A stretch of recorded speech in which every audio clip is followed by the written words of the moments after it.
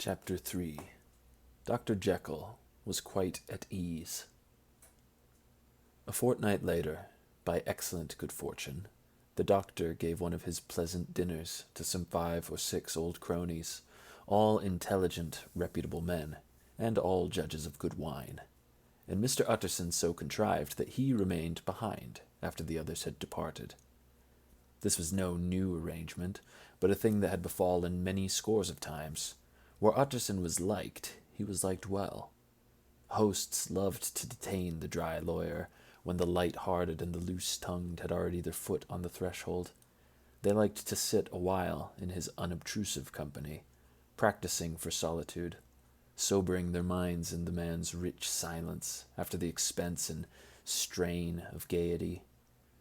To this rule, Dr. Jekyll was no exception, and as he now sat on the opposite side of the fire, a large, well-made, smooth-faced man of 50, with something of a slyish cast perhaps, but every mark of capacity and kindness, you could see by his looks that he cherished for Mr. Utterson a sincere and warm affection. "I've been wanting to speak to you, Jekyll," began the latter. "You know that will of yours?" A close observer might have gathered that the topic was distasteful, but the doctor carried it off gaily. "My poor Utterson," said he, "you are unfortunate in such a client.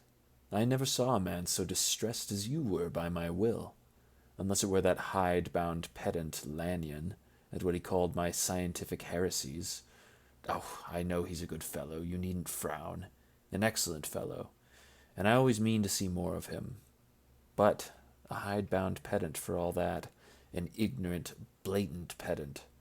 I was never more disappointed in any man than Lanyon."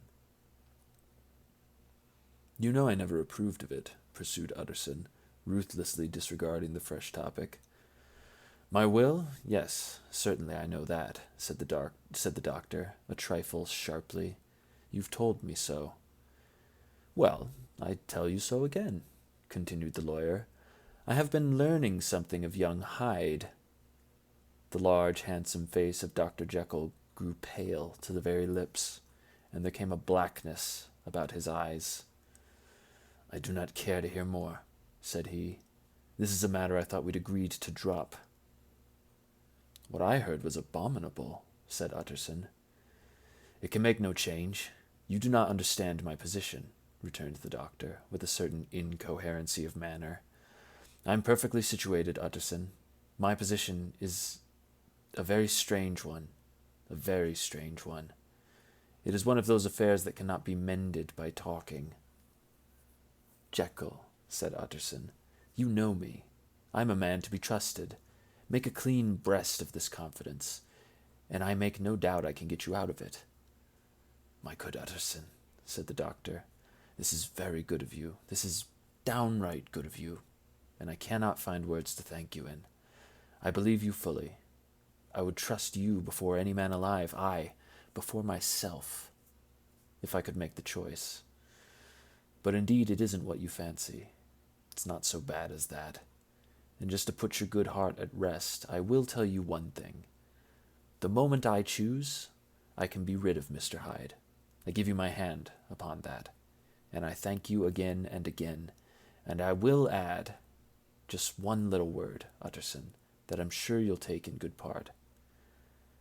This is a private matter, and I beg of you to let it sleep." Utterson reflected a little, looking in the fire. "I have no doubt you're perfectly right," he said at last, getting to his feet. "Well, but since we've touched upon this business, and for the last time, I hope," continued the doctor, "there is one point I should like you to understand. I have really a very great interest in poor Hyde. I know you've seen him. He told me so. And I fear he was rude. But I do sincerely take a very great interest in that young man.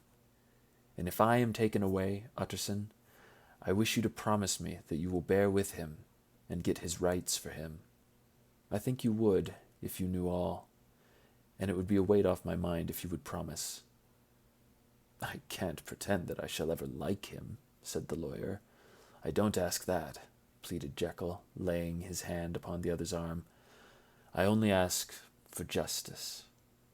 I only ask you to help him for my sake, when I am no longer here. Utterson heaved an irrepressible sigh. Well, he said, I promise.